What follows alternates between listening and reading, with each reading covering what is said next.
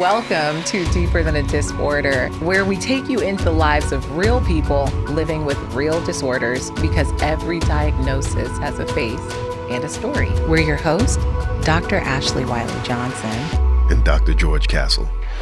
Yeah.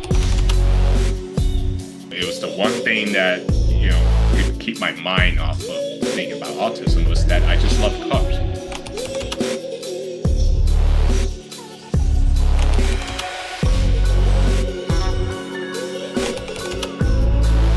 What about the babies? If it's meant to happen, then it will be. I thought that football was going to be a way out. You can't be completely consumed in it. Let's embark on this enlightening journey together as we go deeper than a disorder. Deeper than a disorder. And remember to follow us, like us, subscribe to our channel, and listen to us wherever you get your podcast. Okay, so now, today, the disorder that we're going to be talking about is autism. According to the DSM-5, autism spectrum disorder, or ASD, is diagnosed based on persistent deficits in social communication and also deficits in restricted and repetitive behaviors. You'll see patterns of behavior, interest, or activities that is very narrowed. And according to the Center for Disease Control, it affects 1 in 31 children. The wild thing is that it's just continuing to grow and grow and grow. And what we're seeing is that it affects males a little over 3 times more than females. But today, we're definitely going to go deeper than just that diagnosis. So please welcome Armani Williams. Armani. So Hey, how are you guys doing? Thank you. We're doing good. Us. Just super excited to see you and to have a moment with you. Absolutely. So tell us, what has been your experience and journey with autism? Yeah, thank you, Dr. George. My experience with autism has definitely been a very interesting one, to say the least. Living with autism and just not really knowing the certainties of what goes on with autism. I could just think of, growing up, I was very fortunate to just have a great support system of my family who kind of understood what I was going through almost immediately. And therefore, I was diagnosed with autism at 2 years old. I think the challenging was because of the fact that I was 2 years old at the time. I had no idea I had autism. Yeah. So as I'm going through, childhood and all that, I never really had siblings, at least through preschool or elementary days. And so I always was one to try to find as many friends as I possibly could and just try to spend a lot of time, and from what I could see, there seemed to be like some sort of disconnect between myself and then, some other kids that didn't necessarily have autism like I have, so I'm kind of thinking to myself, something doesn't seem right. Like maybe I'm just like very different, but then, everybody in the world's different in their own unique way, right? Right. And so I never really quite understood it then, but it's not like I didn't stop trying, even through school. I just kept trying and trying to make as many friends as I possibly can just to see, who are my real ones, people that I could spend a lot of time in. And so something just didn't seem to quite connect, communication wise, social wise, that I just didn't quite figure out why. And it was right around when I was about starting in middle school, or at least towards the end of elementary school. I can't remember.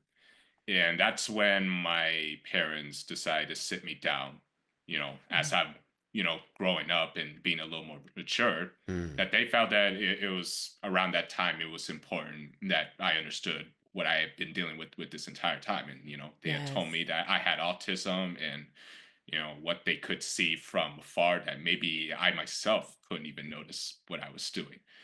Like, because with autism, you have a lot of the communication, social interaction, and repetitive issues Yes. that really I just couldn't quite pick up on.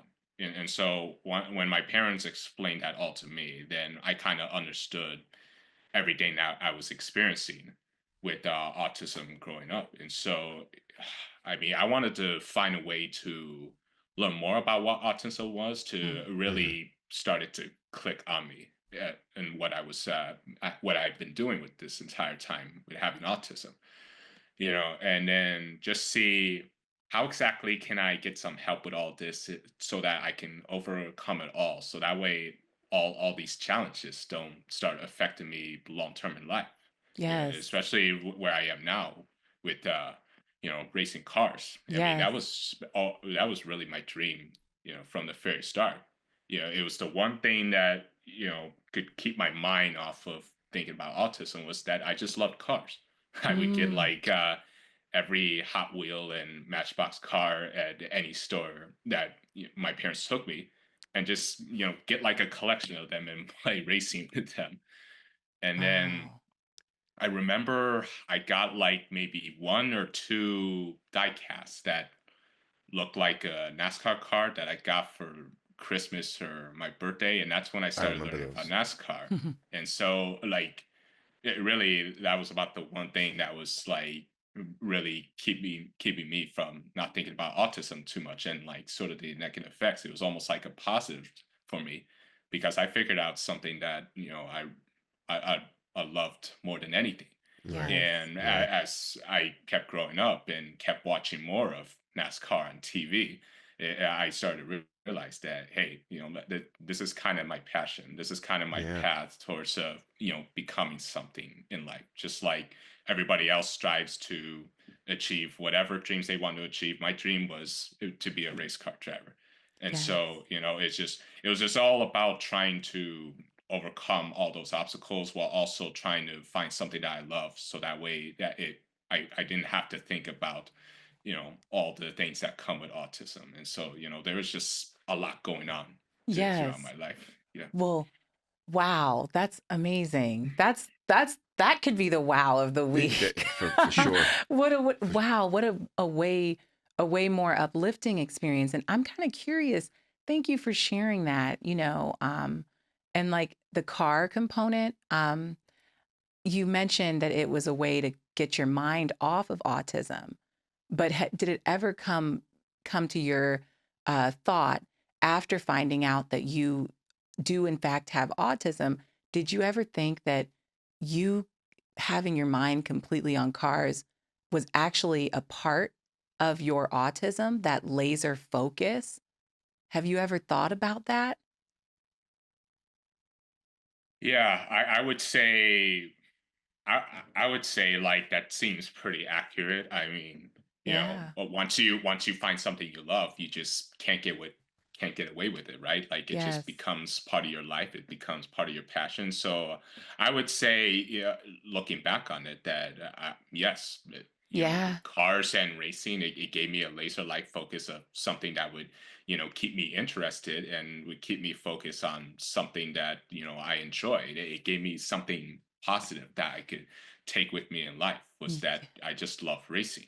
Yes. And the idea that I wanted to be a race car driver, and so I didn't want to let the effects of autism kind of back me down for what I was trying to achieve, what my dream actually was. And Yes. so, I always, kept a positive mindset, and just focused on, working hard to try and make sure that I wanted to get where I wanted to be yeah. with that, being a race car driver. And then, along with the fact that I had a great support system, especially my parents, who have helped me get through this tremendously. Yes. And, you think like with a sport like car racing that, I mean, from what I'm doing, like we're going like 180, 190 miles an hour at Wow. max at a lot of these tracks. And so you would think a sport like that, they would kind of want me to do maybe something else other than that, because I mean it's pretty exhilarating.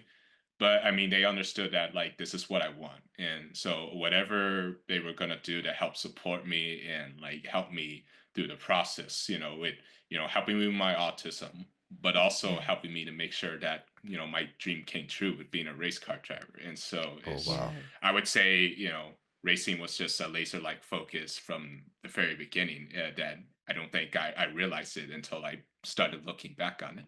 Well, Yes. that's a great example of how autism can Mhm. actually really, really give you some of the best characteristics to make you, a race car driver or any other profession. But you use that to, carve out a profession, and that's great. And have you found that some of the characteristics that you have being autistic have helped you in social relationships too? Yeah, I would think so. Because I think in life, no matter what profession you go to, you want to find your own type of people that Yeah. share the same things as you. Yes. Whatever interests you have, you want to be able to find people that share the same interests as you, and so that's what helps keep the communication up. That's where you get a lot of the social interaction. Is that when you meet with people that have a lot more in common with you. So I think Yes. really through all the times I could go in a racetrack in a garage, and I can understand immediately what I'm getting myself into. And so because Mm. I mean, even being out of a racetrack, there's nothing else I can talk about other than just racing a car, to be Car honest, because racing. Car that's all I racing. know. So like I when love I this. yeah, so it's like Yeah. when I go to the track and in the garage area, I know I'm gonna be, talking with a lot of racing people, whether that's like race teams, whether Yeah. that's race car drivers I'm competing in, whether that's Yes. team owners, whether that's business sponsored people, and so like it helps me think of a lot of ways to where I can talk about Yes. racing, Y- no matter what it is, because I Yes. know like they share that same interest with me. So I Right. think like that's really helped a lot. And I think even away from the track, like even if I'm not like racing or whatever, and I'm just meeting somebody who, may not have the same interest in me with Mhm. racing, but they may have this interest in something else. I think I've realized early on that, I've always wanted to try to do my best to where I can kind of build that same interest as the people that I meet in my life, and so it'll allow me to have more friends, have more relationships. And so, Yes. Right. it just makes it even better for me rather than just kind of like stick to one thing. Right. Right. Yes. Well, it's you mentioned like the things that you're mentioning about, your laser focus. I'm sure that that same laser focus that for us as therapists, right? We see that laser focus as one of the amazing unique traits of people that have autism. One of the things is, restricted interest. You're like focused on one thing. And to see that you from early childhood had that like one thing focus, and now you've reached the ultimate goal that children all over wish that they could be a NASCAR driver, for example. Yeah. You've reached this level. And so I think now with that same thought of ability to be laser focused, like I can do this and I can think about cars all day and now I'm going to be a NASCAR driver. When you are driving, like, tell me why, or just tell me about your laser focus. Yes, Like, like I need to know like because what's going on in your yeah, like head what's when happening you're there? Is it driving? one thing? Is it the road? Like, what is it? Because I bet that unique thing is what is catapulting you to just shatter Greatness. all these barriers. Yeah. When I'm racing, obviously we're going very, very, very fast, and that's something that I enjoy is being fast. Yeah, like I mentioned before, the fact that we could go 180, 190 miles an hour and like all these tracks now to the average people, like yeah, that's insanely fast, right? I mean, try doing that with your passenger car on the highway or something, and you Yeah. see just how exhilarating it is. And Mm. that's how it's that's how it is for me when I'm in a race car and every lap, just pushing a race car to the limit, going, making it go as fast as possible. And so, when things like that happen, like you got to be up on the wheel. You got to be, very, very laser like in, seeing your surroundings, understand what's going on, Yeah. Yes. understand what your next move is going to be, whether that's like, whether you're taking the entry of the turn, Hmm. what are Mm. you going to do coming out of a turn, Hmm. or in many cases, there's many cars on track, and then I'm trying to figure out how I'm going to pass a car. How am I Mm. going to set them up? And so you Mm. Right. really don't think about anything that's not really useful, something that Okay. can get you very distracted. And That's so I one think thing. just having that laser like ability is just, it works well with what I'm doing with racing, Oh, because then like I'm just always like concentrating on what's going on around me, whether that's, cars in front of me, cars behind me, or even cars that are beside me. It's just I can just not think about anything else and just focus on how to drive the race car. Are How there yes. I'm any gonna go out technical on the track and get the job done. Yeah, I Yes. mean, like te- there's a little like technical in there. technical I things that mean, you're thinking about?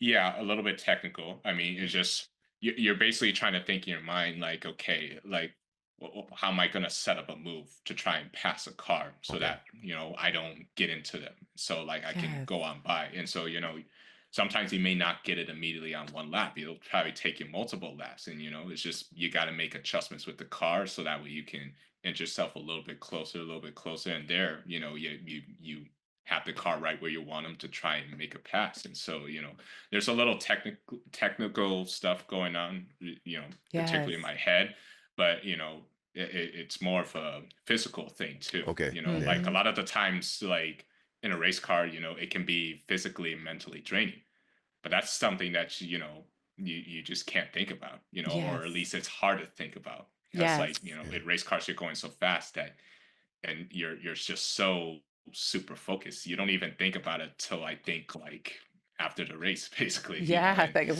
what you actually did. Yeah. Now, yeah. wait, now I know you probably have another question, but on that closing, I just want to understand like if you see, yourself, you are the only NASCAR driver with that has come and shared their autism diagnosis. So you're unique. You're unique because you're yourself and we're all unique. But do you think that like this skill, which you're the only one that really has this traditionally, especially given the neurodiversity that you have, does this make you the best? Wow, that's a great question. Yes. um I'm not sure if like best is the right word. I would just say like it's possible that like no matter what you're dealing with in life, whether you have a disorder or anything, that if you can continue to believe in yourself, you stay encouraged, and you work hard to strive to achieve your dream, and Yes. then you accomplish it, then I think anything's possible. Whether you're the best at it or whatnot. And at least in my case with autism, there's people that had doubts of whether or not like this was something that I could do. And I just had to continue to work hard and just to keep proving myself out there. And it's helped me get to where I want to be. So I think really, it just goes to show that anything's possible with autism. Yes. That you can be a race car driver, but you can also be anything else that you dream of wanting to do in life to help contribute in this world society that we live in. Yes. Yes. Excellent. Thank you for that. So you mentioned going 180, 190 miles per hour, which, as you said, for the average passenger car, first of all, do not try this. If you're not a professional NASCAR driver, please do not do this on the road. You are not Uh, Armani. But, I think I never, as a driver growing up, I took driving lessons and then I, got a license and then I was driving. How did you get exposure to actual training?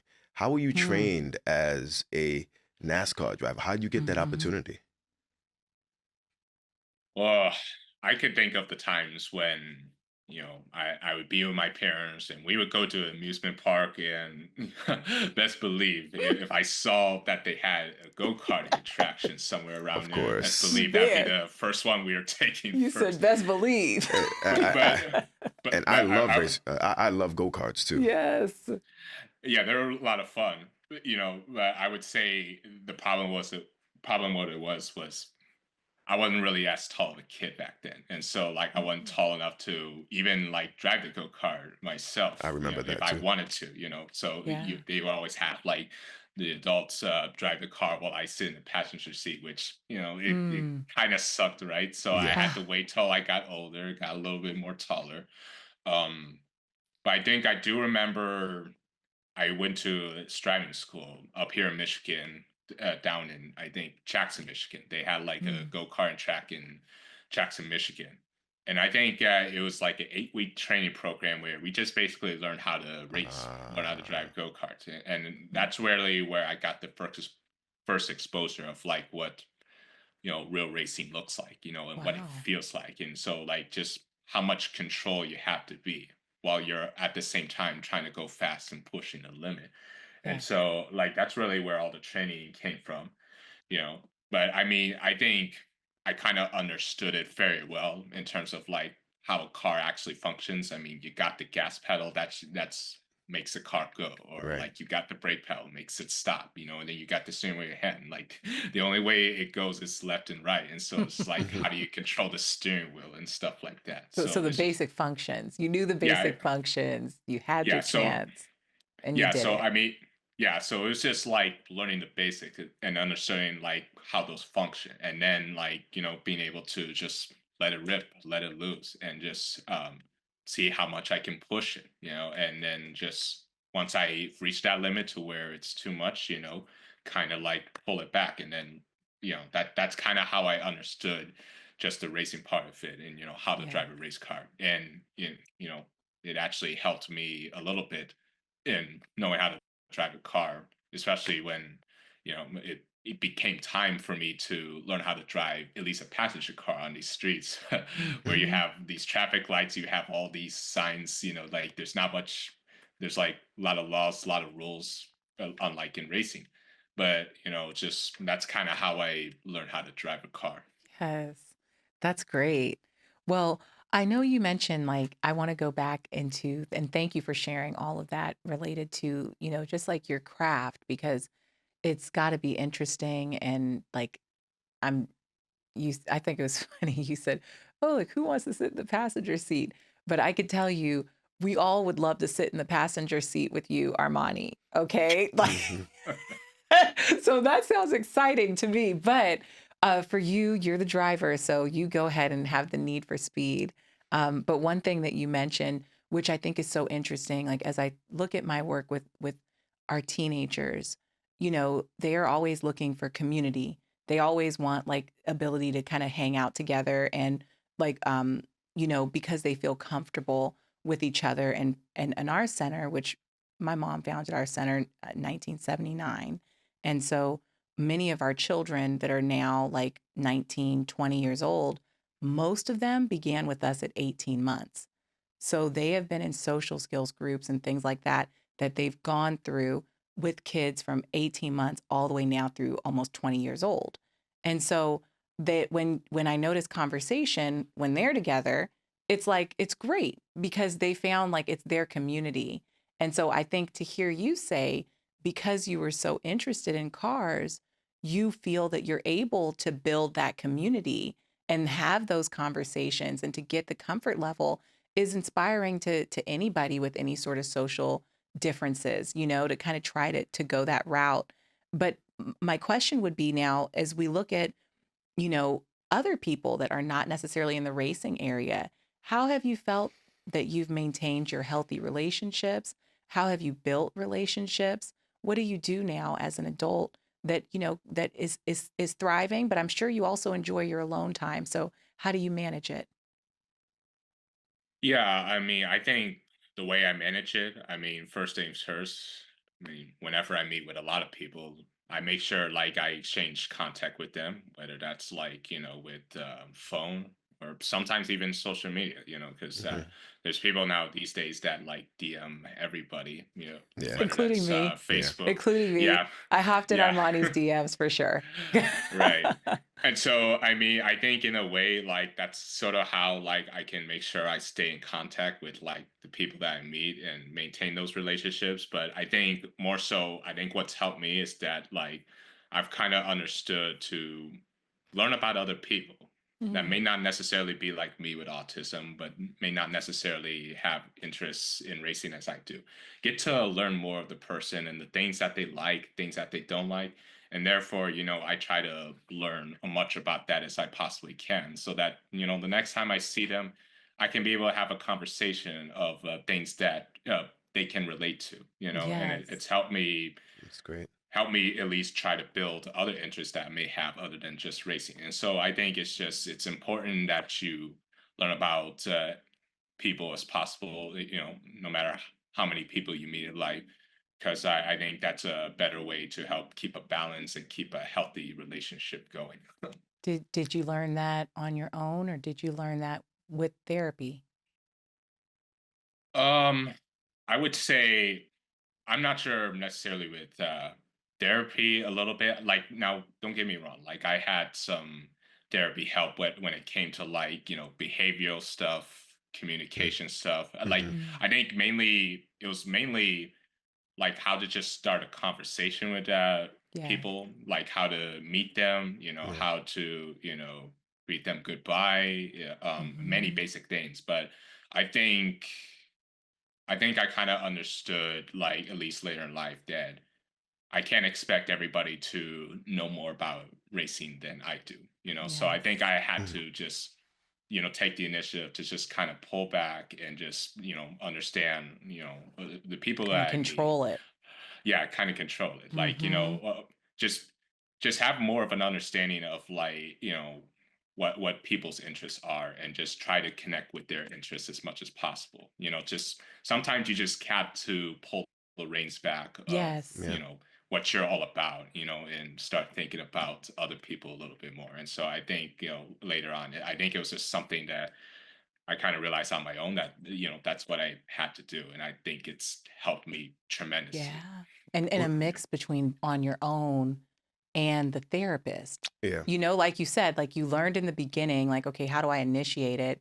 Now you use your own motivation to kind of control and change what you're setting.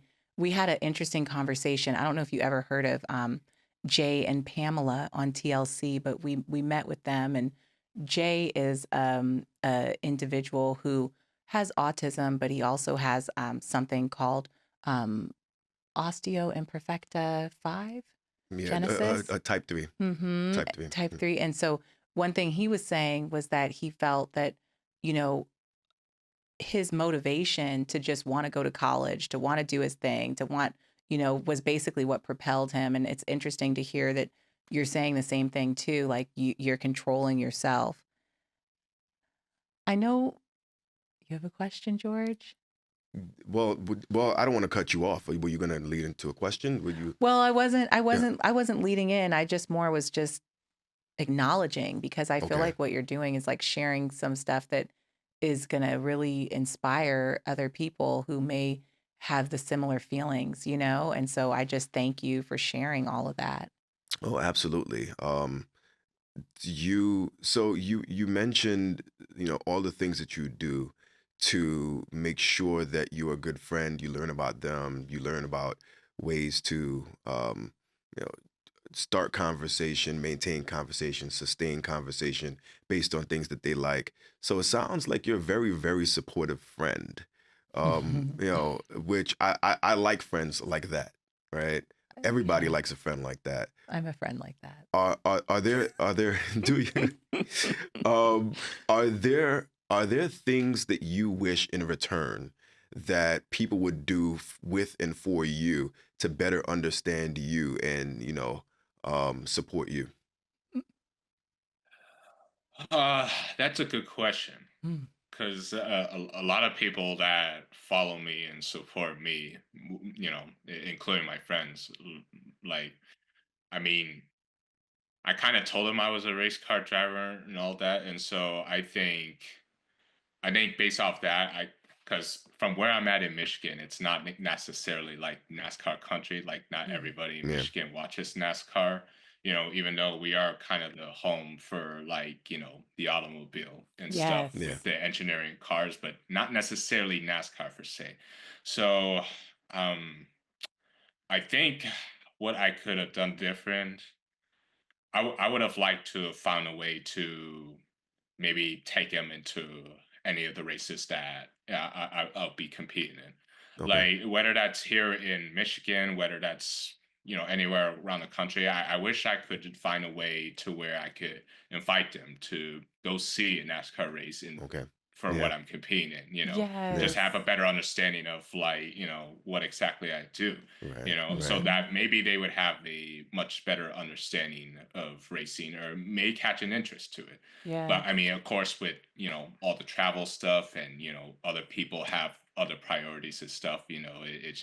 It probably wouldn't be as easy, but that would be one that I would have liked to return back That you want to Yeah. people to the do. friends Yeah. that I've had and people who've followed me for a long time. Yes. Yeah. Well, I know anytime that I'm sure anytime that you extend the invitation, people are going to want to see you because you are a source and a force. And so I don't want to keep too much time, but of course, all the ladies want to know what's next. The ladies, the people, they want to know. I see you dancing, Armani. Like the dancing, all nice, cute. What's the situation? Like what's the future for you? Like all those. Are you taken? Like what's up?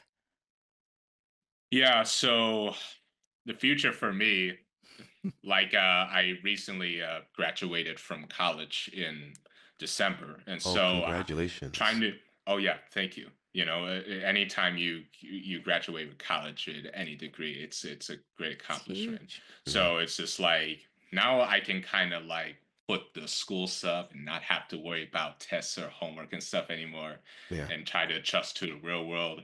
I would say obviously the future for me is, I wanted to continue to be a race car driver. I want to continue to, what my dream has always been and do it for a long time.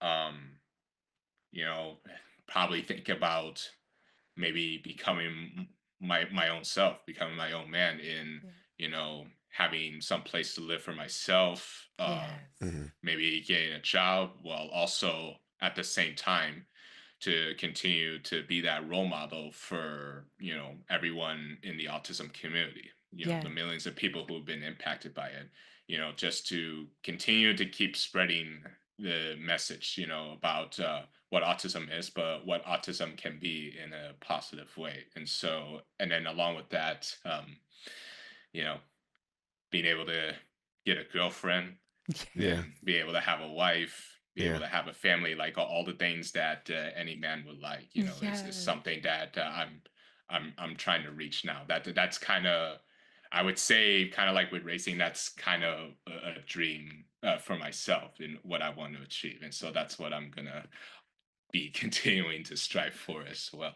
Well, ladies, you hear it first on Deeper Than a Disorder. Armani is going to be focused on the girlfriend, the wife, and the future. Now that you've made this great accomplishment, and I'm joking, but in all seriousness, you will make a wonderful partner in the future because you seem to be a wonderful young man. So congratulations on all of your success, and we want to make sure that you have space to be able to acknowledge any of your sponsors or any of the people that have helped with your. I notice like you have different brands and things that you wear. And is there anything? I mean, I saw an autism IPA on your one, and I like so different. I was like, what is the autism? IPA? Yeah. Well, like But so we don't I'll have say. to. Whatever you feel comfortable shouting out, you can, but you don't have to. Yeah, I'll get to that in a little bit, but I just like to shout out to my big sponsors of Blue Sprig, Not Your Average Joe, Head Talk Health, the Duck Flutie Foundation for Autism. If you guys remember Duck Flutie, Yes. the football player from back then, Yeah. he also has I think he has a son who has with autism, Yes. and he took it upon himself to create a foundation of his own to try and help again, achieve what I'm also helping to try and achieve as well, is to, Yes. spread awareness with autism. So Yes. they're one of my partners as well, along Wonderful. with Ice Cold Technology, and then Visit Mesa. So Mm. Mesa is a city in Arizona, and the Spectrum IPA that you're referencing of. So they recently opened a new bar restaurant called 12 West Brewery, and Mm. as part of the promotion with autism in April a few years ago, they promoted one of the beers that they started create their own. So like they're kind of a brewing company that they create their own beer, and they came up with this Spectrum IPA that they want to promote in the month of April. And so that's why you see me with the shirt. They had some cool merchandises to give to everyone. And Yes. so like that, so Visit Mesa, they're actually the first certified autism city in America. Yes. I The learned very about first that. one. Wow. The very in Mesa, Arizona, to think that they are the first autism certified city. And Wow. that's like it's a whole thing. And yeah, it was Yeah. inspiring and people read it. And so yeah, so thank you for acknowledging them. And it's such an important community for us to continue to pour into. And Hmm. Armani, we just can't thank you enough for the honest conversation and your time and what you're doing to kind of change the direct trajectory of things. Yeah, yeah, absolutely. Um, are there any, if there was a little child looking at this interview and saying, "Hey, I want to be like Armani Williams," what would be one piece of advice that you would give to them, um, in order to accomplish what you have? Um, that's a great one. Mhm. I would just say, I would just let them know that autism can come in a whole world of possibilities. Autism can't. It's not a disorder that will bring it down. It'll only uplift you in a positive way. Yeah, And I think as long as you don't let the negative effects of autism affect you, yeah, then whatever dream that you strive to be, you're going to be going places. Yeah. As long as you continue to believe in yourself, no matter what, that you stay encouraged no matter what, because in life, people will have some ups and downs, but the downs, you just can't let it affect you. Just always focus on the up and just keep building on it. And then keep working hard through school, so that you have an opportunity to achieve what you want to achieve in life, in whatever you dream to be, what you strive to be, and have an opportunity to be successful at it, so that you can be able to contribute to this great world that we live in. No Yes. matter like what we're dealing with in life, whether we have a disability or whatnot, anybody can be whoever they want to be in life, as Hmm. long as they as long as they stay focused and set their mind to it, then anything's possible with autism. It's never the Yes. end of the world, anything and is there's always going to possible I be love a light that. with at the end of the autism. tunnel. So Yeah, stay Absolutely, anything focused. is possible. Put your mind on it. Anything's possible with autism. What Anything is a possible with treat. autism. Well, thank you so much, Armani, for joining yeah, us. It's been great talking to you, and yeah. we can't wait to see what you do next.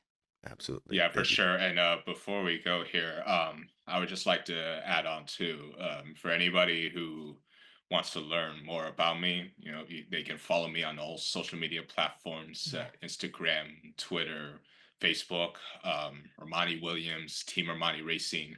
I even have a website too of Team Armani Racing as well, where Yes. you can see a little bio of like who I am, and what I do with racing.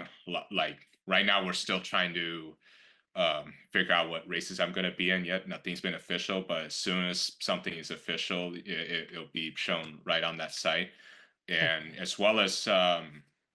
as well as my mission and what I'm trying to do with racing, as well as help bring a big awareness to autism. And so those are the Yes. pages or platforms that everybody can follow me on if they Yes. want to.